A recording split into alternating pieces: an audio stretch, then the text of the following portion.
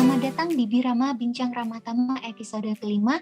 Sebelumnya saya izin untuk mengumumkan pemenang kuis Birama pada episode kelima kali ini. Selamat kepada Kak.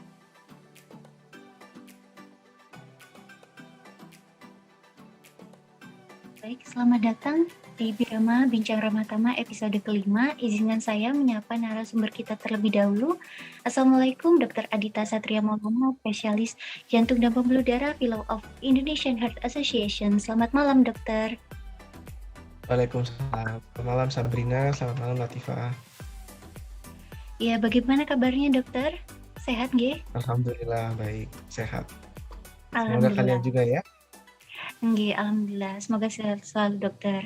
Perkenalkan, Dokter, saya Sabrina, salah satu mahasiswa FK UNEJ angkatan tahun 2020 yang akan menjadi moderator pada Birama episode 5 kali ini. Baik, sebelumnya saya izin untuk membacakan CV Dokter terlebih dahulu, nggih. Baik, Dr. Adita Satria Maulana, spesialis jantung dan pembuluh darah, lahir di Jember 3 Oktober 1988. Beliau pernah mengenyam pendidikan di Fakultas Kedokteran Universitas Jember pada tahun 2006 sampai 2011. Beliau juga melanjutkan program pendidikan dokter spesialis program studi jantung dan pembuluh darah di Universitas Brawijaya tahun 2016 hingga 2020. Untuk riwayat pekerjaan beliau yang terbaru yaitu beliau bekerja di KSM Jantung Pembuluh Darah di RSD Dr. Subandi Jember, RS Pergunan Jember Klinik, dan RS Bina Sehat Jember sejak tahun 2020. Beliau juga menjadi dokter pendidik klinis FK UNEJ sejak tahun 2020 serta sebagai kontributor platform bimbingan dan belajar online mahasiswa kedokteran sejak 2020 dan menjadi internal medical advisor Halo Dokter Indonesia sejak tahun 2021. Kemudian banyak sekali prestasi yang beliau dapatkan, contohnya yaitu penerima PPDSBK Kementerian Kesehatan Angkatan 18 dan menjadi Young Investigator Award ke-25 ASMIHA 2016 di Jakarta, serta moderated poster keempat INA ACC 2020 di Malang.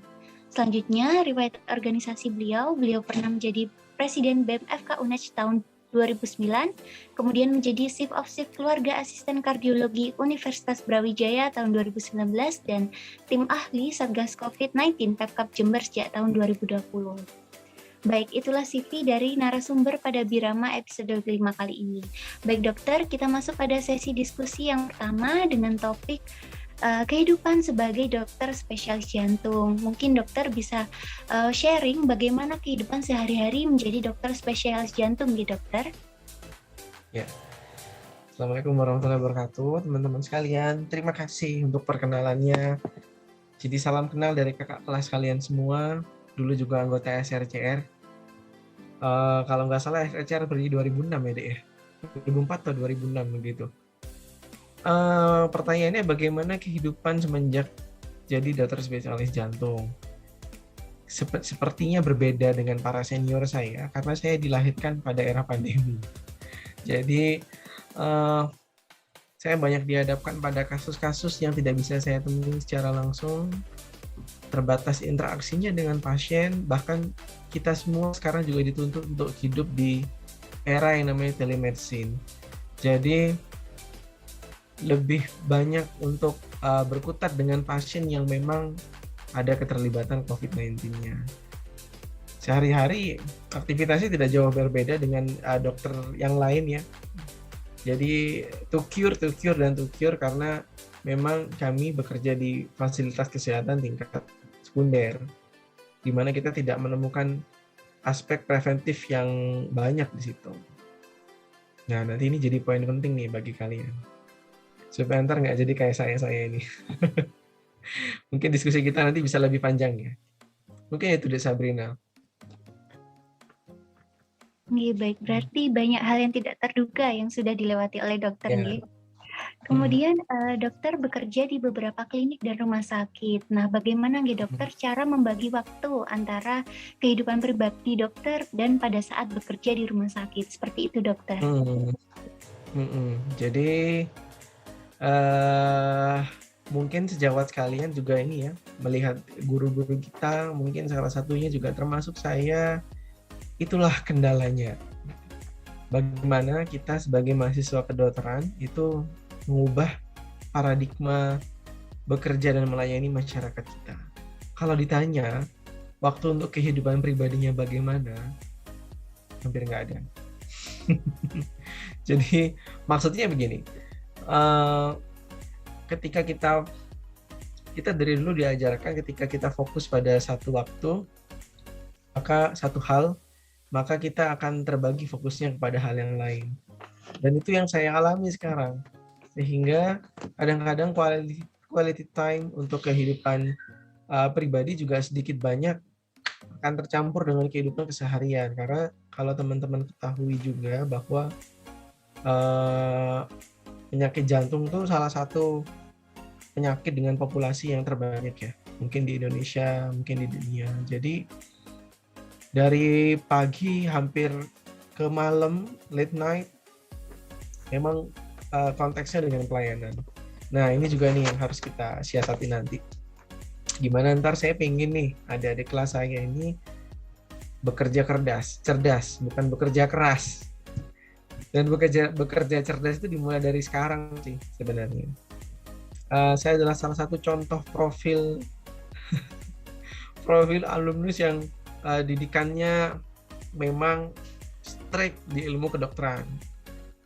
Jadi semoga teman-teman juga belajar banyak ya, bahwa ternyata bekerja fokus bukan berarti kita tidak mengembangkan kemampuan kita yang lain. Sehingga keseharian memang banyak sekali dominan di rumah sakit. Padahal banyak hal yang masih bisa kita lakukan. Mungkin gitu deh.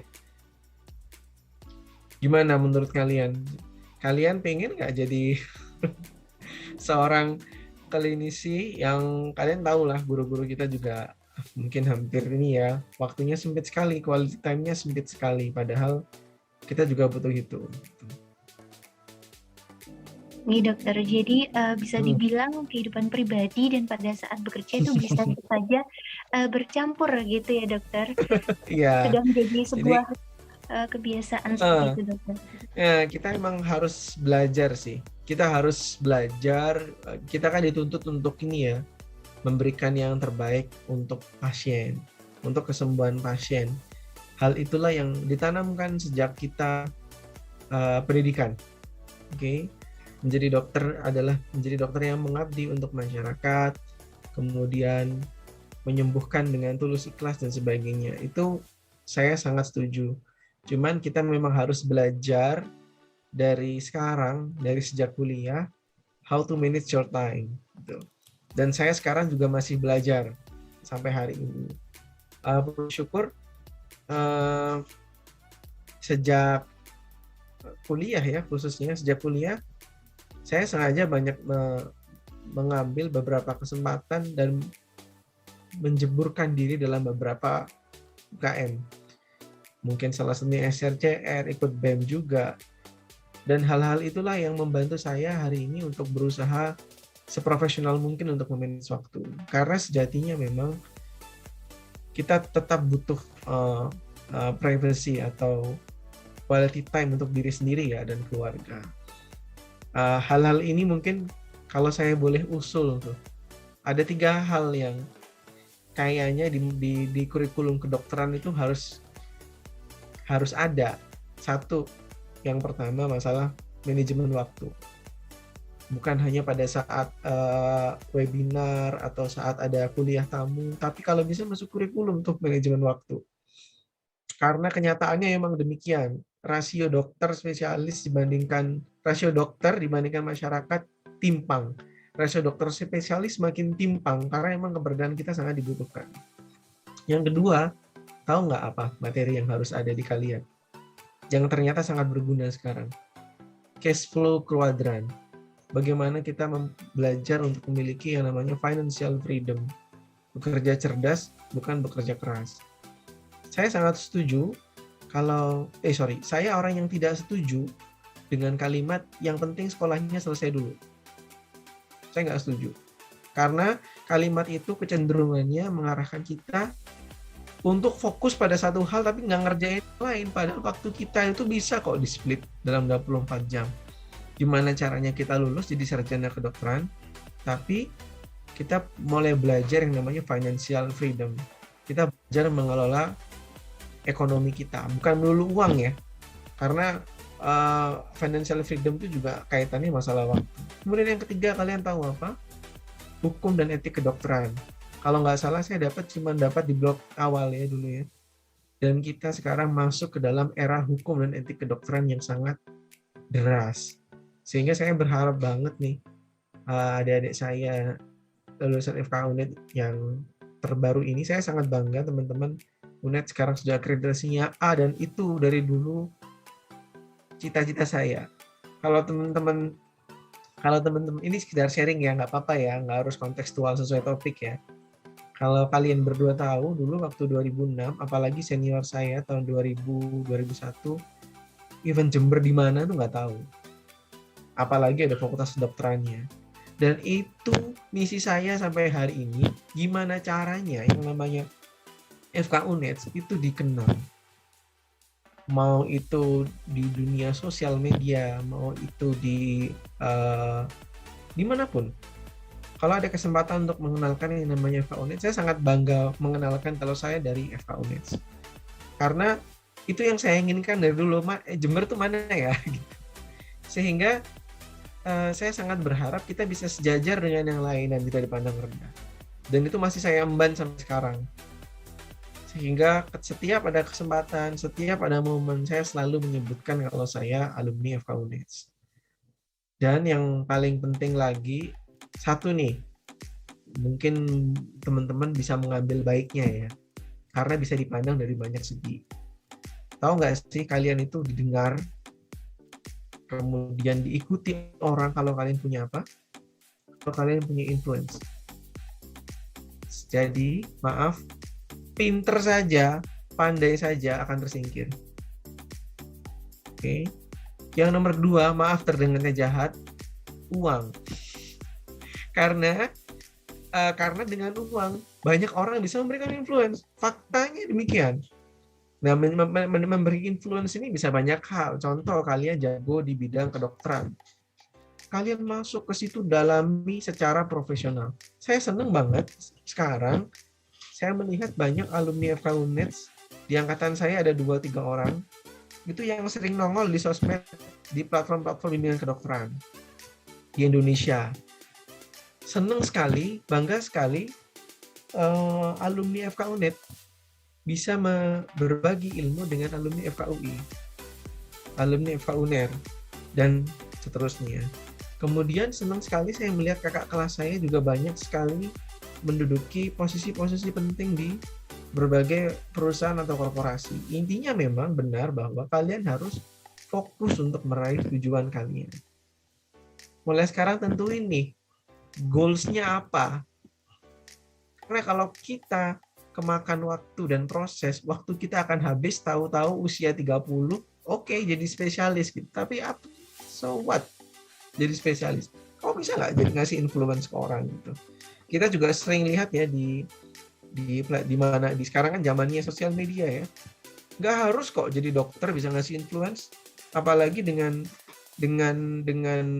latar belakang masyarakat kita yang lebih percaya testimoni dibandingkan science.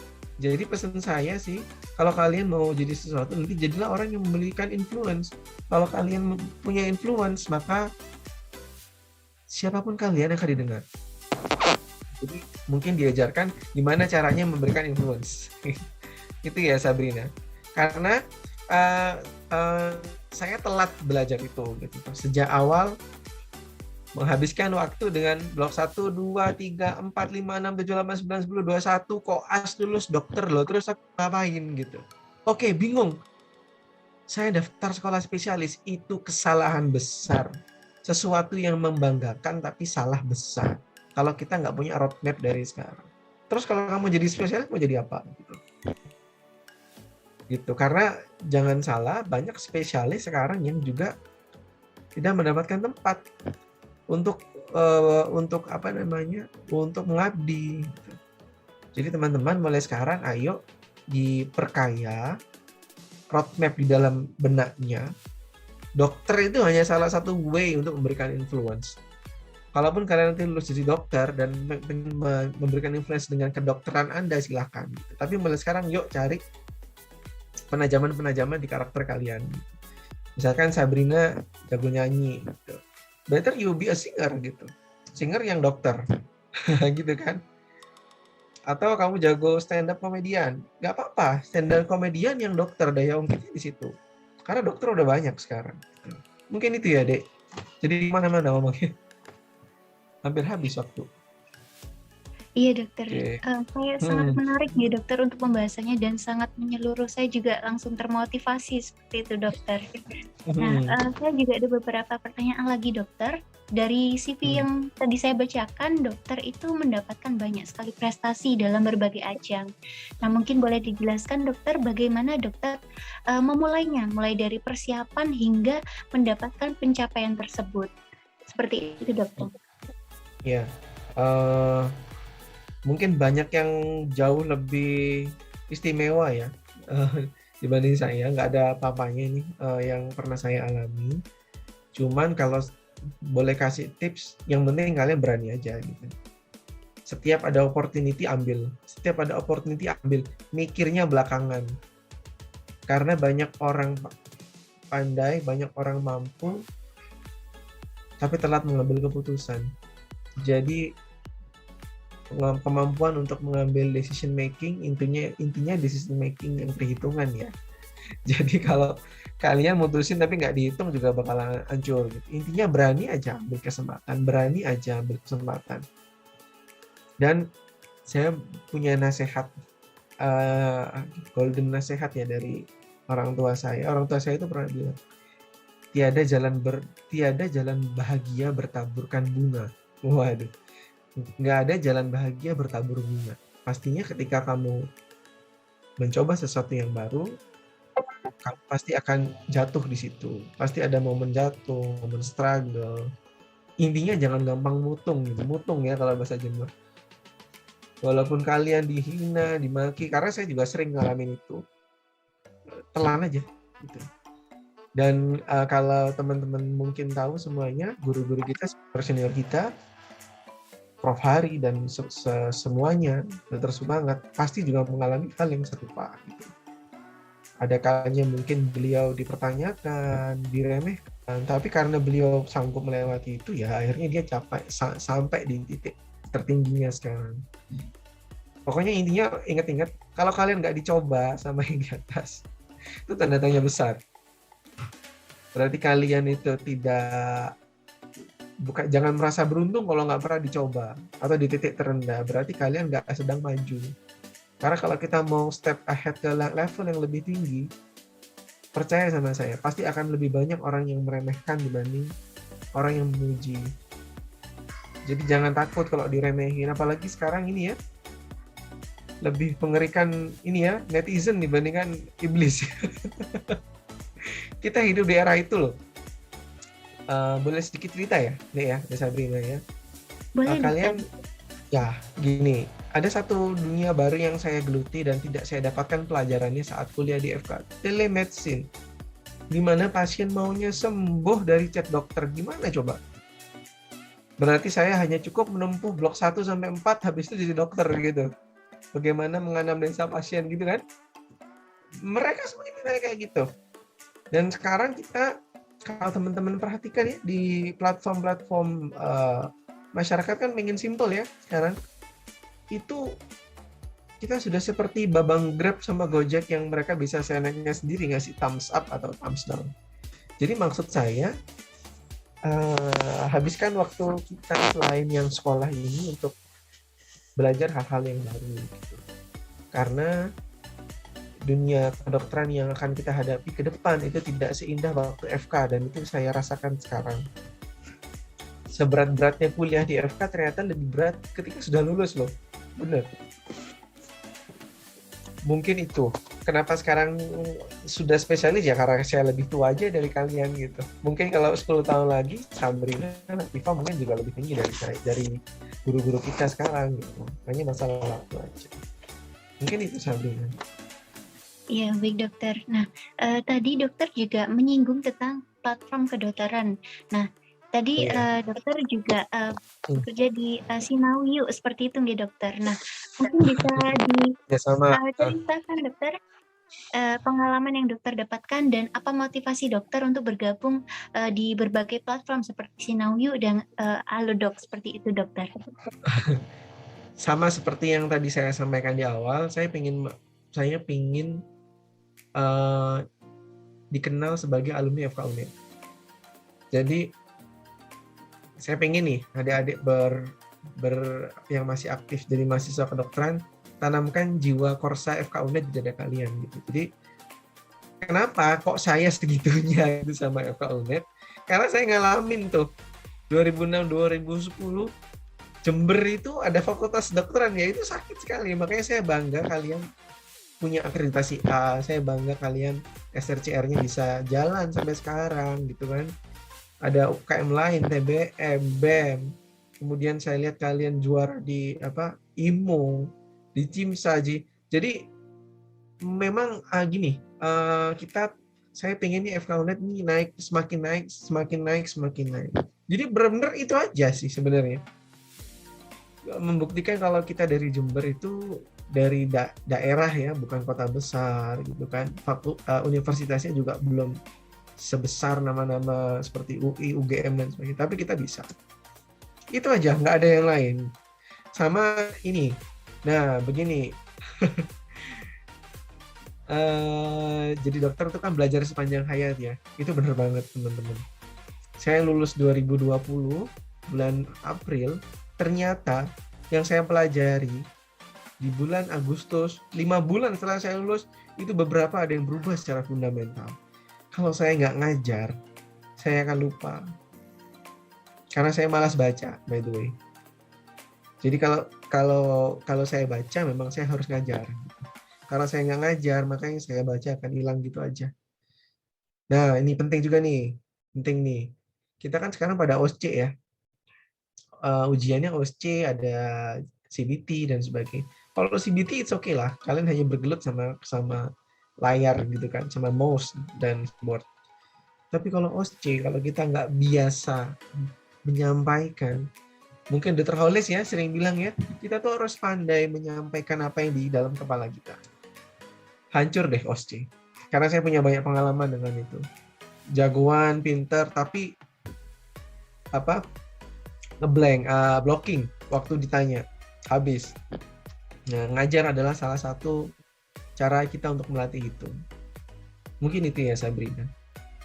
Pokoknya FK UNED is the best. Terlalu berlebihan semangatnya. Iya dokter, jadi dokter simpulkan bahwa motivasi dokter mengikuti platform itu adalah untuk mengenalkan FK UNED yang dari daerah ke daerah-daerah lain, apalagi secara tidak langsung. Secara tidak langsung kayak gitu. Karena kalau kalian lihat banyak platform kedokteran itu lulusan mana coba? Saya tahu berarti sih dari UI, UGM seperti itu dokter. Ya. UI, UNER, UGM, center-center besar yang sudah ada jauh sebelum UNED. Ya, saya pingin itu aja sih. Kalau dari UI, UNER itu udah banyak banget karena memang iklim pendidikannya, bahkan guru-guru kita juga dari sana semua gitu kan. Iklim pendidikan kedokteran itu jauh sudah ada sebelum kita. Gitu. Kenapa kita nggak bisa? Gitu. Itu sih motivasi utamanya. Secara tidak langsung akhirnya FK UNED ya. Ya baik dokter, kita beranjak ke topik yang kedua dokter. Kita ingin mengenal seperti apa kondisi penyakit jantung dan pembuluh darah di Indonesia ini dokter. Nah, seperti kita ketahui, ada penyakit jantung koroner yang merupakan jenis penyakit kardiovaskuler yang diakibatkan karena adanya gangguan pada jantung dan pembuluh darah. Serangan jantung ini merupakan pembunuh nomor 1 di dunia. Nah, bagaimana dokter menanggapi kasus tersebut dan apa saja pencegahan yang dapat kita lakukan untuk mengurangi angka kematian pada kasus tersebut, dokter? Ya, ya benar, dan sampai sekarang ya. Kemarin memang sempat kasusnya turun, bukan karena nggak ada pasiennya, tapi karena kena pandemi. Sekarang kalau kalian perhatikan, luar biasa, mau di Jember, kayak di Surabaya, di Jakarta, sama. Seluruh dunia sama. Penyakit kardiovaskular itu penyakit karena kemajuan zaman. Ya kayak gini. pakai apa Zoominar, bawahnya pakai sarung gitu kan. Kuliah nggak perlu itu meningkatkan kejadian PJK karena kita less aktif. Jadi memang nggak akan pernah turun kasusnya karena kita dimudahkan dan dinyamankan dengan teknologi. Mungkin pesannya adalah sedikit menyinggung ilmu ya. Aterosklerosis itu harus langsung sejak usia 20 tahun loh. Jadi sejak seumuran, ya mungkin kalian masih belasan ya. Mungkin sejak kalian koas itu, kalian sudah diincar sama penyakit jantung. Cuman munculnya, karena dia progresnya butuh tahunan dan 80% orang sakit jantung itu asimptomatik, maka kita sering menemui pada kondisi yang sudah advance 20 tahun berikutnya di umur 40, 50 gitu. Jadi lebih aktif, jauhi rokok, kemudian tidur yang berkualitas. Yang sering saya sampaikan paling gampang itu jaga lingkar perut masing-masing. Itu kalau kita bilang aktif itu kan parameternya banyak ya. Aktif tuh kayak gimana sih? Yang paling gampang saya cuma mau bilang lingkar perut kalau wanita di bawah 80. Kalau sekarang udah ada yang 82, yuk mulai zumba gitu kan. Laki-laki di bawah 94. Jadi jangan gemuk dulu ya teman-teman. Jangan gemuk dulu. Itu parameter yang paling bisa objektif. Jaga lingkar perut kita masing-masing. Gitu. Mungkin itu. Iya dokter, jadi perilaku hidup bersih dan sehat itu sangat berpengaruh terhadap resiko penyakit jantung koroner ini. Nah selanjutnya dokter, kira-kira pada saat ini selain penyakit jantung koroner tadi, apa yang menjadi topik permasalahan utama pada penyakit jantung dan pembuluh darah di negara Indonesia kita ini dokter? Pengetahuan sih. Lebih ke pengetahuan masyarakat bahwa kalau sakit jantung itu atau hipertensi itu lehernya sakit gitu kan. Kalau sakit jantung itu nyeri dada, padahal yang kayak gitu mungkin hanya 30% kasus. Satu, pengetahuan. Yang kedua, kitanya kurang edukasi. Jadi ini zamannya teman-teman semua tidak harus dokter jantung. Kalian semua tampil ke publik untuk sekali lagi memberikan influence. Seorang Nikta Gina akan lebih didengar, bisa jadi, dibandingkan seorang profesor karena dia punya influence gitu. Jadi jadikan diri kita masing-masing itu punya influence bagi yang lain. Karena sekarang kalau ada misinformasi, disinformasi, ya kita lawan dengan memberikan informasi yang benar. Banyak masyarakat yang masih berpikir kalau sakit jantung itu kalau tensinya sudah normal harus stop obatnya, padahal nggak begitu. Banyak yang berpikir kalau minum obat terus nanti ginjalnya rusak, padahal sebaliknya. Banyak yang bilang kalau sakit jantung itu lehernya sakit, dadanya sakit, padahal ada yang nggak ada keluhannya tiba-tiba mati gitu kan. Dan banyak lagi. Jadi kita harus berperan melawan ketidaktahuan masyarakat dan bukan salah mereka. Justru disitulah kita ambil peran untuk memberikan pengetahuan kepada yang awam. Mungkin itu Sabrina. Iya dokter, jadi influence ke banyak orang itu sangat berpengaruh seperti itu nggih dokter, serta pengetahuan dari masyarakat sendiri itu perlu di-upgrade seperti itu. Nah dokter, saya sedikit penasaran dokter, mungkin dokter bisa bercerita sedikit bagaimana sih motivasi atau alasan dokter memilih spesialis jantung dan pembuluh darah dokter? Iya kan, yang pertama sih emang karena suka aja dari dulu ya. Karena suka dan waktu zaman saya pendidikan dulu spesialis jantung itu cuma ada satu di seluruh daerah Bestuki ya, guru kita dokter ada dua sih, cuman waktu itu yang jadi dosen kita dokter Dandi gitu ya. Jadi beliau mungkin mau istirahat aja nggak sempet gitu, apalagi memeluangkan waktu untuk dirinya sendiri. Jadi itu sih saya pengen mencari sesuatu yang memang belum ada yang dilayani. Kemudian ya karena kasusnya banyak sih. Dan dan ilmu jantung itu ini bicaranya anak koas ya, separuh tindakan separuh ke pasien. Jadi kita bisa memberikan tindakan, kita juga bisa meng-KI pasien gitu ya, seperti spesialis non bedah yang lain, tapi kita juga bisa main seperti spesialis yang bedah. Jadi balance antara gimana kamu berkomunikasi baik dengan orang, dan bagaimana kamu memanfaatkan skill yang kamu punya. Itu sih. Iya baik, berarti ada tantangan dan tantangan tersendiri seperti itu nggak dokter dalam mengambil spesialis jantung dan pembuluh darah ini. Nah dokter, tadi dokter juga menyinggung tentang COVID-19. Mungkin dokter bisa menceritakan bagaimana kondisi COVID-19 ini di lingkungan kerja dokter atau di lingkungan tenaga medis, itu dokter.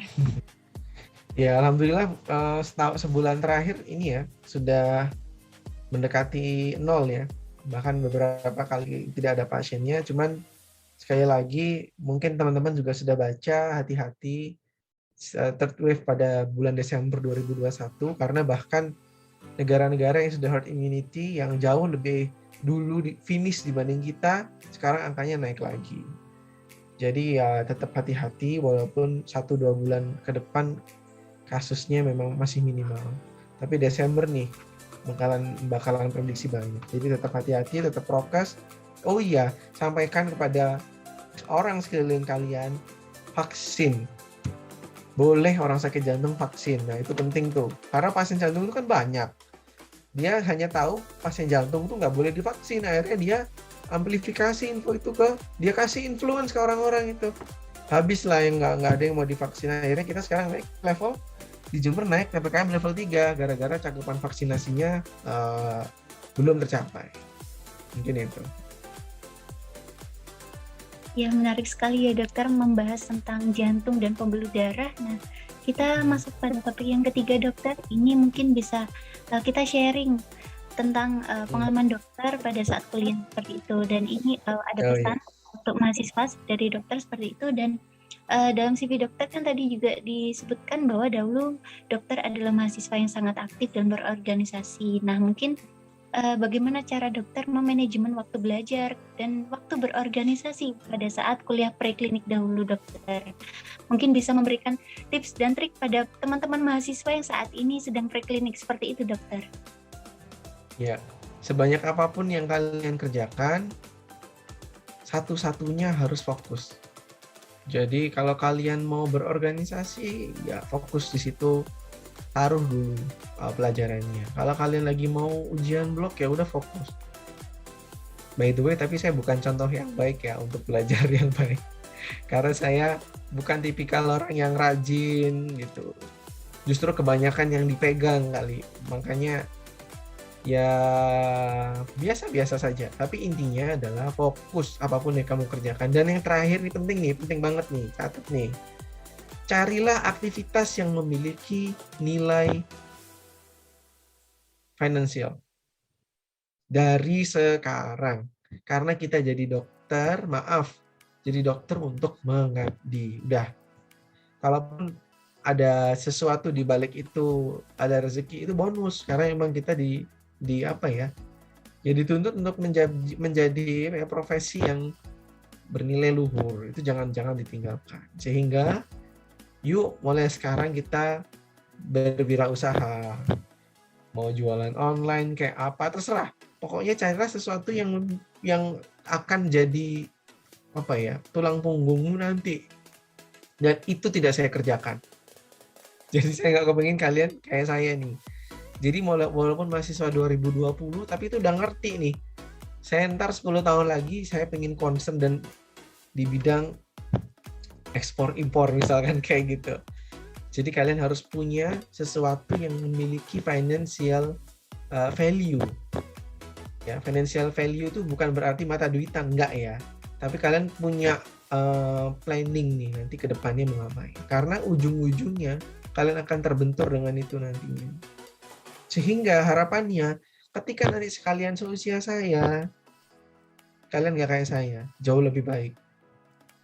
Ya, kalian bisa punya quality time sama keluarga kita, nggak usah menutupi diri.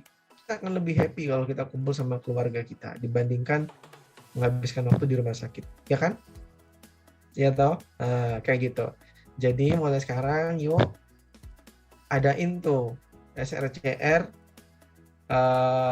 cash flow quadrant, kayak how to be early financial freedom, topik tentang mengelola stok atau pasar uang, obligasi. Karena saya Kalian ngerasa nggak sih mahasiswa kedokteran itu ketinggalan zaman? Saking sibuknya tuh yang ditahu cuma anatomi fisiologi. Begitu lulus nggak ngerti apa-apa. 80% mahasiswa kedokteran kayak gitu. Dan kalian tahu nggak? 80% mahasiswa kedokteran tuh egois. Kenapa? Cenderung mau gini, profesi yang superior. Menganggap dirinya superior. Kalian lihat kalau cenderung nggak mau disalahkan, padahal kita bisa salah. Jadi buka mata lebar-lebar, bahwa di luar dunia kedokteran itu banyak yang jauh lebih indah. Jadi tetap jadi dokter, tapi kalian harus punya wawasan yang luas. Dan itu tidak saya kerjakan dari dulu. Jangan sampai kayak saya, gitu ya. Jadi belajar ekonomi, belajar hukum, kalau perlu praktekin. Jadi saya senang kalau punya mahasiswa, maaf, saya punya usaha dok, jual beli online. Saya punya ini dok, kemampuan nulis buku, waduh itu jauh lebih valuable bagi saya dibandingkan anak yang IPK-nya 4,0. Sorry to say. Jadi, karena orang yang IPK-nya bagus tuh banyak. Tapi orang yang punya pengembangan diri yang bagus itu sedikit. Mungkin 10% dokter yang sukses Bapak berkarya di bidang selain dokter. Yang 90% ya kayak saya ini. Mungkin gitu Sabrina. Semoga nggak ada yang tersakiti ya.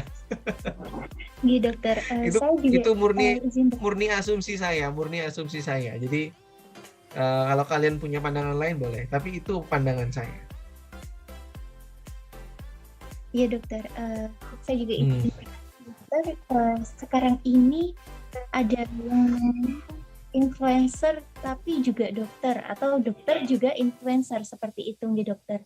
Nah, menurut dokter bagaimana sih untuk membagi waktunya, kemudian bagaimana bekerjanya seperti itu, ataupun di bidang lain selain influencer seperti itu dokter? Ya, memang harus ada yang terkorbankan ya. Kita banyak, sekali lagi sama seperti tadi, karena kita cuma punya waktu 24 jam. Yang jelas jangan pernah setengah-setengah. Gitu. Makanya kalau saya melihat ada seorang dokter spesialis, bahkan profesor yang sukses besar menjadi seorang misalkan influencer atau pejabat negara, itu luar biasa gitu kan. Karena dia bisa jalan tuh dua-duanya. Intinya memang akan ada kemampuan yang dominan. Jadi kalau kalian lihat pemain bola gitu ya, let's say Cristiano Ronaldo, mungkin jadi kiper dia nggak bisa gitu kan, tapi dia bagusnya jadi penyerang gitu. Memang harus ada komponen yang lebih tajam dibanding yang lain. Dan itu keputusan kita masing-masing. Jadi kembangkan cita-cita kalian. Mungkin langsung ke pesan-pesan ya, pesan-kesan ya, nyambung ya. Jadi pesan-pesan saya buat teman-teman, yuk buka lagi pikirannya malam ini setelah mendengarkan podcast ini, mudah-mudahan ada manfaatnya. Aku mau jadi apa nanti? Dan aku bisa memberikan apa ke masyarakat? Itu sih. Karena kalau hanya menyelesaikan kuliah kedokteran, semua orang bisa. Pokoknya mengikuti semua. Tapi kalian mau jadi apa nanti, belum tentu semuanya bisa. Jadi mulai buat peta yang bagus, aku pengen goals yang seperti ini. Jadi usahanya juga akan ngikutin. Mungkin itu. Dan jangan lupa doa ibu ya. Restu orang tua juga penting. Jangan aneh-aneh kalau orang tua tidak merestui. Dan tetap sekolah harus selesai. Lebih cepat, lebih baik. Tapi jangan sampai hanya menyandang gelar dokter saja, tapi harus punya, dulu ngomongnya 7 stars dokter ya. Pokoknya dokter yang punya keahlian lebih lah. Mungkin itu deh Sabrina. Iya dokter, dari pembahasan dari awal hingga akhir itu sangat memotivasi sekali bagi saya, dan nantinya mungkin bagi teman-teman seperti itu ya dokter. Tidak terasa waktu sudah cepat berlalu dokter, mulai dari pembicaraan yang ringan hingga berat sudah kita bahas pada malam hari ini. Saya mewakili teman-teman mengucapkan terima kasih banyak kepada dokter karena telah meluangkan waktunya dan sharing berbagai ilmu yang dapat memotivasi kami semua. Semoga dokter selalu diberi kelancaran dalam berbagai hal dan diberikan kesehatan selalu. Amin amin ya rabbal alamin. Amin. Terima kasih dokter. Sekali Semoga lagi sehat. Sabrina sebagai moderator pada Birama episode kelima kali ini mengucapkan terima kasih banyak dan saya izin pamit undur diri. Sampai jumpa di Birama episode selanjutnya dengan topik yang tidak kalah menarik serta games yang ada tiap bulannya. Untuk kritik dan saran sangat diperbolehkan bisa langsung DM Instagram SRCR-FK-UNES. Terima kasih semuanya yang sudah menonton. Selamat melanjutkan aktivitas. Terima kasih banyak dokter. Terima kasih ya.